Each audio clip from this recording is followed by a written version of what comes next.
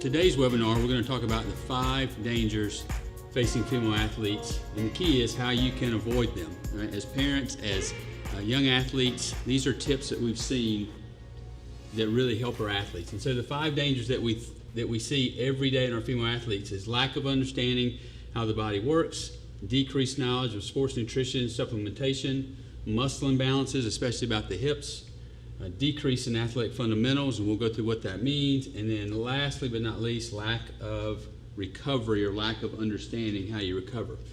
So danger number 1 is understanding how your body works. Every parent, every female athlete needs to understand about the athlete's triad. That's gotten more and more attention lately about what that really is, which the key is, as you look over here, is this disordered eating. All right? You have a low energy availability, which basically you're not getting enough calories. If you don't get enough calories, right, then your body understandably can't work to its maximum efficiency. Right, the second part of the female athlete triad is this low bone density, and we'll talk more about that when we get to nutrition, but that's understanding your bone density, your calcium levels, your iron levels, your vitamin D levels.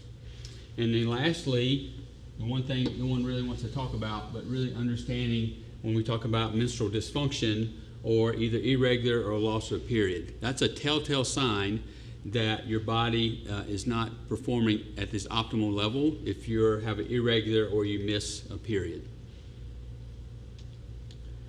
So the bottom line, if you don't remember anything I say, you listen to food is fuel. A lot of our athletes that we see today, because the school's so long, you're getting there at 7, you may not be leaving until 3, then you've got practice. Right? A lot of our athletes are not getting enough food, enough calories. We'll talk about the type of calories, but really just understanding that we got to get a lot of times more calories. All right, so energy out, it's got to be as far as energy taken in. Right? And so what happens if you don't if your energy out is greater, you're practicing, you're not recovering, you got games, right? You're not eating enough, then the energy you're putting in your body, so what happens? All right, so you have a decrease in normal body functions, decrease in estrogen levels, all right, which is a hormone that the women have, right, that if that's decreased, it leads to bone and muscle breakdown. And you're going to have enough of that just by being an athlete and practicing. So if that breaks down, all right, then that leads to what no one wants to talk about, which is injury. All right, the other thing that leads to decreased performance. Even if you don't have an injury, you're going to have decreased performance because you're not going to recover. In the fourth quarter, when you need to be the best, right, you're going to have a low energy level. All right, second part of the female athlete triad we talked about was osteoporosis, osteopenia, which basically means that you've got soft bones, and again, that's because of low energy levels. All right, you get low bone mass. All right, you've seen, everyone has a grandmother or knows someone who walks with a very curved posture. That's a lack of bone density that gradually curves your spine. Right? And then for our young athletes, that leads to what's stress fracture. This we see a lot of times in gymnasts, cross-country runners, and really what that is that the stress you're putting on it to be the athlete you want to be is too much for the fuel you're putting in your body. And so you'll see a stress reaction first. Sometimes that's just soreness, right? Then you'll get a slight crack in the bone, which is a fracture, right? And it's a telltale sign, right, that you're not getting enough nutrients in your body. Right? So remember that fitness and fragility don't mix. Right? So we show this image all the time. All right, that to be as pretty as she is, all right, you'll see the muscle development here. You'll see the muscle development here. All right. Again, if our peers want to be on the cover, they can't run this fast. All right, and they're not going to be able to dance this well. All right. Danger number 2. It's apparent almost across all athletes, but especially female athletes, because you're dealing with some body image things in our society, is that the decreased knowledge of sports nutrition and supplementation. What do I mean by that? All right, proper nutrition, essential for performance. All right, healthy eating habits are essential to learn at a young age because it lasts a lifetime. All right, understanding protein. All right, protein really the key is, and that's our dairy, that's our meats. All right, that's our legumes or beans. All right, I need that for what? Muscle tissue to repair. All right, and so how much do I need?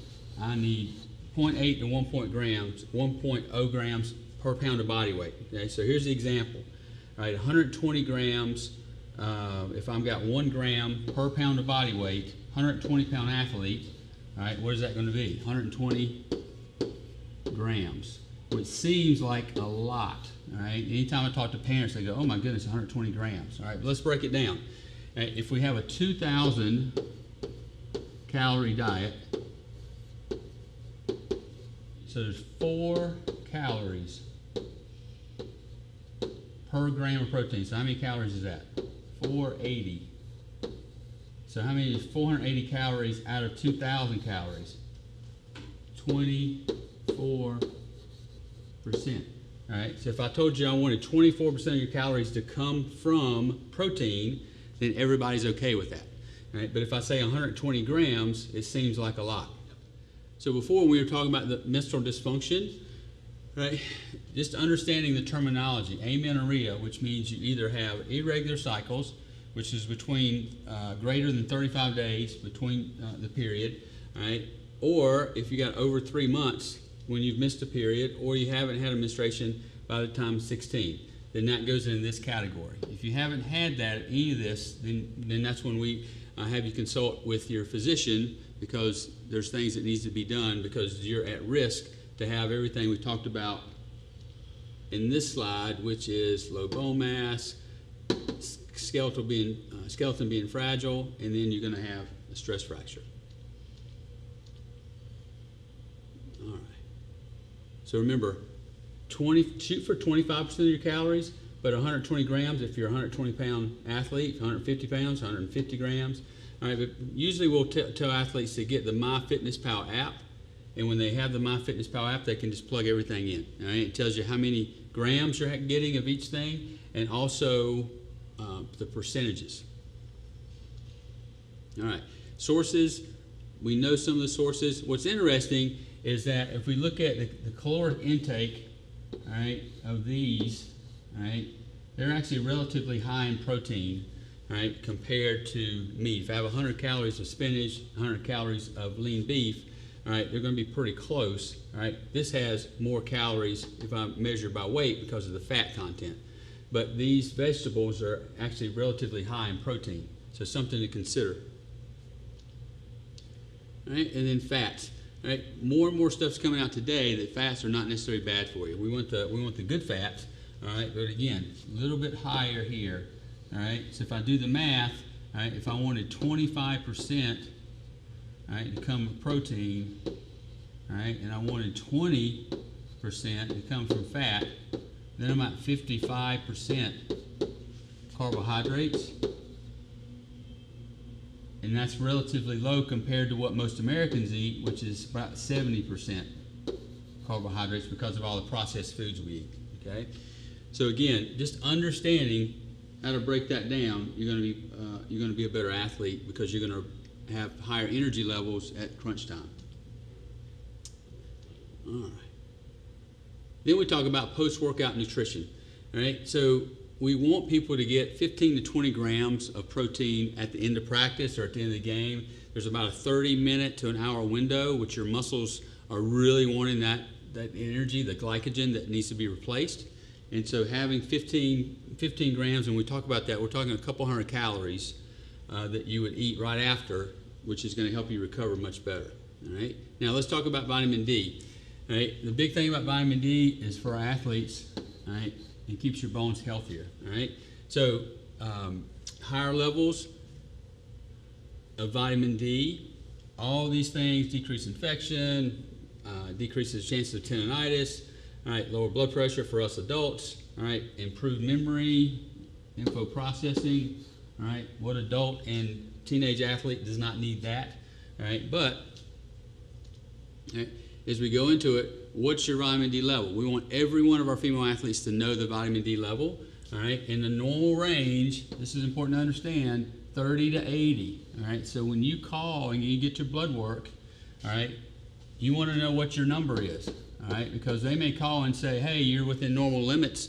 All right. But you may be a 31. All right. That's a low normal. All right. What the studies show is we want to be at 50. All right. 50 plus, really. Okay. And so if we're at 50 plus, all right, then we're going to pass that test of what our vitamin D levels. So remember, the purpose of vitamin D really is to take the calcium to the bones. So most of us understand that calcium is important for bone health and bone density, but what takes the calcium to the bones? That's the vitamin D. Right? It's a source of the sun. Right? But even we see a lot of athletes today that even if they're out in the sun, because we spend so much time indoors, that they're still low. So we ask every one of our athletes to know.